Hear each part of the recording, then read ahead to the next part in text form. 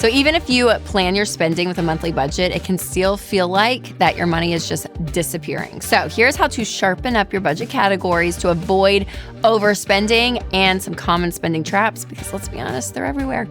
Now make sure to like, subscribe, and share this episode with a friend. All right, the first category that may need some attention is the miscellaneous category.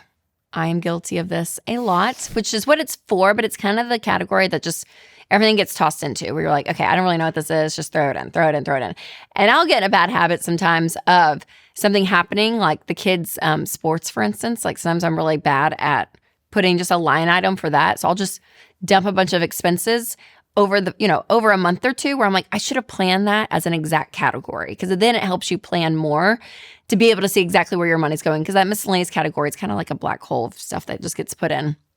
And the other thing I'm guilty of is if a transaction comes through EveryDollar and I don't know exactly like what it means, but it's like $7.49 or like $18, whatever. Like if it's like, I'm like, I don't know, just throw in the miscellaneous category, where people could be stealing money from me and I'm not checking in on it. I just throw in the miscellaneous category if it's not that much.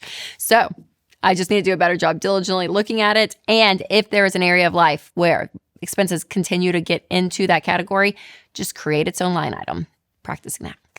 Next up is food. Yes, food. I mean, let's be honest, it's a non-negotiable. We have to have our food, but it does tend to be one of the largest categories in our budget, not only that we spend money on, but also that we go over. So what I do is I'm kind of specific about our food. So we've learned that, and gosh, we've been doing this for like over 10 years. So we actually have 3 categories for us in our food budget. So we have groceries, eating out, and then I have a Costco line item now, because it's usually like a good chunk of money, but I'm like, I like to see exactly like what we're getting from there, because it's usually, again, we're like stockpiling a bunch of stuff. So I'd like to see it. Now, some people go and they do like grocery pickup, eating out, delivery, like they have very specific line items. So whatever you want to do, if you want to keep it broad, that's okay. If you want to be more nuanced, that's awesome too.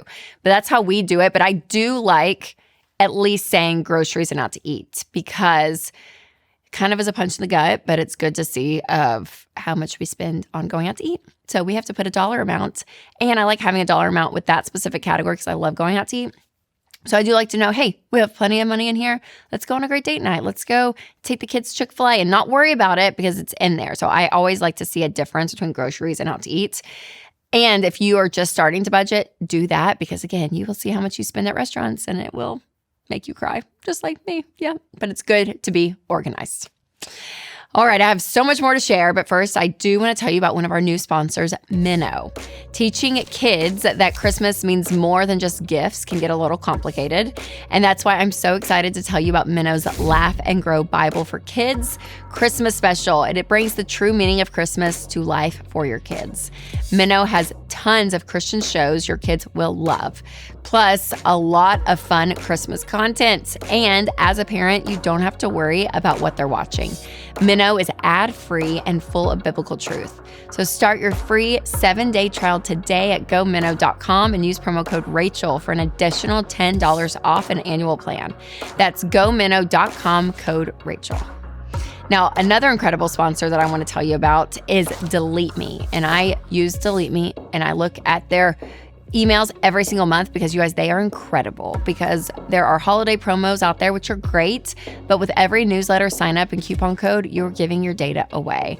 And that personal info can easily end up with data brokers who then sell it to spammers and scammers. And that is why I recommend Delete Me.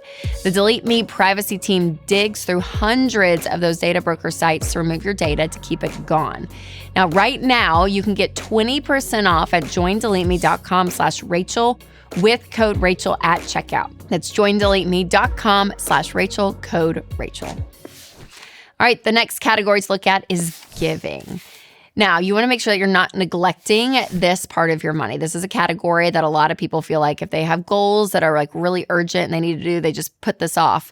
But this is part of your financial plan. This is something that is extremely important because it deals with you, the person, so much. Like, there's something so personal about, yes, having your goals and striving for great things for your money, which is what I want for you.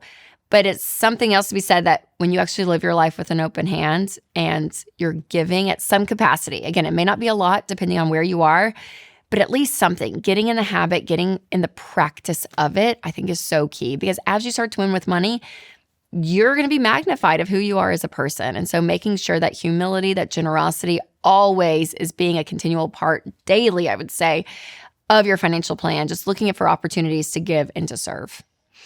All right, number 4 is subscriptions. Oh, this is another constant edit in our house. Man, whether they're monthly, quarterly, annually, it feels like a no-brainer to go through and look at this category because there are so many things that can just end up in it and you don't even realize what you're paying for. And I think that's what's really difficult is, again, especially if it's like something annual, it'll hit and you're like, wait, what? I forgot that we even had that. So be looking at that. Cancel the things that you're not using. Change, edit, pause, do what you need to do. I mean, even Audible for me, like I was paying for Spotify Premium and didn't realize that it came with audiobooks. And I also had an Audible subscription. When I realized it, I paused Audible, which was great. And I have a few credits on it that I can still use that if the book I want is not on Spotify Premium. But I was paying for literally 2 subscriptions that were like doing what I needed. So again, dig in, look at the details because that can save you money. Now, if you're sitting there thinking, oh, is the budget really worth all this work? I'm here to tell you it is. There is something so powerful about taking control of your money and every single dollar having a name and knowing where it's going. And that's why I love Every Dollar. Not only is the budgeting part of Every Dollar incredible because you can link your bank accounts and you're able to get these transactions and you're able to keep up to date on what is going on with your money, but also it's going to look over your entire financial plan. So I'm going to leave a link down below for you to dig into this because I think it's really important and you're going to be able to do it stress-free. It is so easy. It's so easy to understand, but you just got to do it. Now, did you know that there are a few really easy and powerful ways to level up your monthly spending? Check out my episode 6 Simple Ways to Become More Disciplined with Your Money. You can click there, or if you're listening on podcasts, leave a link below. All right, you guys, remember to take control of your money and create a life you love.